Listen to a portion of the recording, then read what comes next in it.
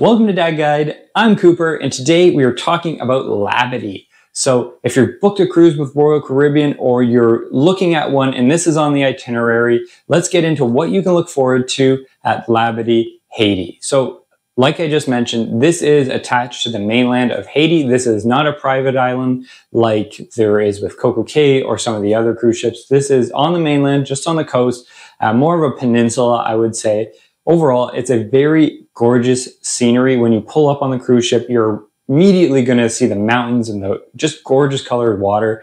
So this was really cool. We sailed here just before they closed this cruise port because of the turmoil in Haiti. And now that it's reopened, obviously Royal Caribbean deems it to be safe. So let's get into what you can look forward to at this port. So when you first pull in, you have a bit of a walk down. That's when you're going to have two different options, basically. You can wait for a shuttle, or you can continue on the path and walk towards the beaches or some of the other things at this destination. If you're meeting for any excursions, you're going to do it at the same spot as the shuttle, basically, because most of the boats that are going to take you are directly to the right of the port.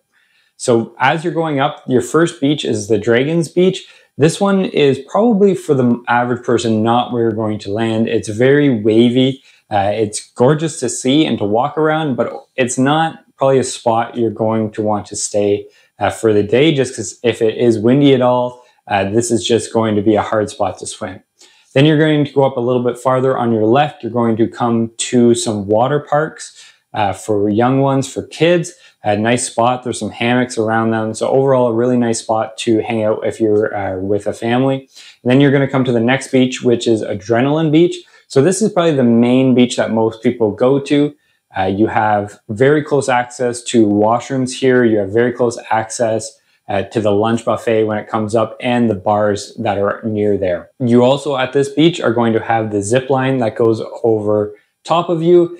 So you get to hear lots of people yelling and screaming. It's pretty fun. And you're very close to the Dragon's Tail coaster. Now, if you go directly to your right and face away from the ocean on your left, you're going to see the Aqua Park. So here you're going to see mostly things like kayak rentals. You have your VIP cabanas if you wanted to book those.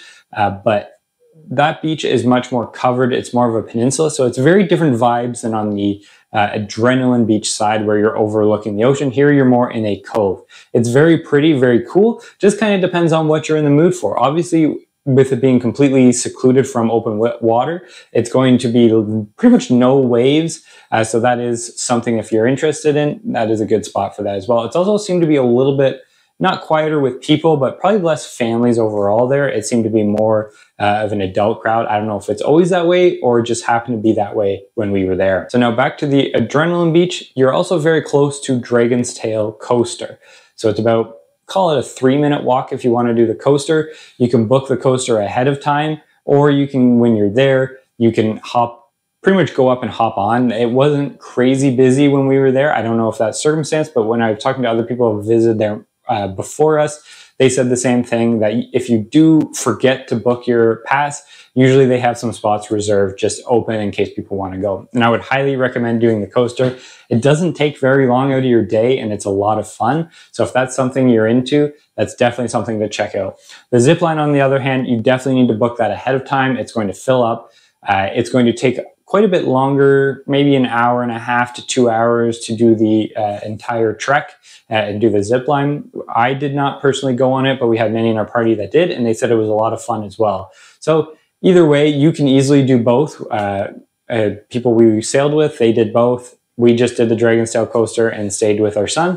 So depending on what you're looking forward to, you can know that you can fit both those into a day, pretty much no problem. At Adrenaline Beach as well, that's where you have the swim up bar. So if you're interested in making it there early, you can get a seat. Pretty much anybody who got there seemed to stay there almost all day. It seemed to be quite of a party atmosphere, which was fun to watch. There was a lot of people hooting and hollering. So overall, they seemed to be having a great time. I know a couple of the guys I had met earlier on the cruise, they were going there and they said they were spending all day there. And then when it was time to go back to the ship, they were just going to head right back. So that was their all day plan. So overall, Labadee, I think, is a very different vibe from the other cruise private destinations. is just more lush. It's not as developed as the other ones. You're not going to have pools, but it's just very, very gorgeous. Like the water we swam in was very good temperature. The one thing I will say on the Adrenaline Beach is it's a little bit more weedy once you get out, probably past your waist.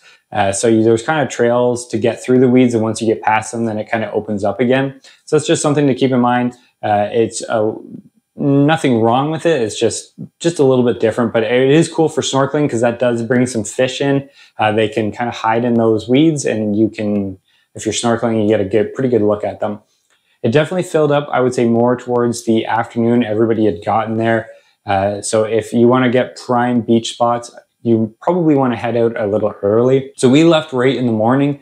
We met a nice, one of the local employees, and he actually helped us get seats. He set up umbrellas for us. So the customer service on this island was amazing. There's a lot of really cool things. Some of the bars there, they do a special drink just for Labadee. They bring it out in coolers. It's a pink slushy. I think with rum was how they made it. It was delicious. The one thing is it does attract a lot of bees. So I felt kind of bad for the workers because they were always fighting off bees. I hope none got stung, but it was just because you're so in nature there, it definitely attracts that kind of stuff. There's a lot of spots that you can walk around, get good lookouts. When you come in, the first thing you're going to see on your right is the Labadee sign. And then as you keep going, you're going to see lots of dancing, lots of live music. There are some gift shops there as well. So just a really cool spot. We super enjoyed our time here. It was just one of the prettiest vistas, I would say, from a cruise ship when you pull up to that port. It kind of reminded me a little bit of Jamaica when you come into the port there, just the rolling mountains and the lush landscape. So I really enjoyed our time here.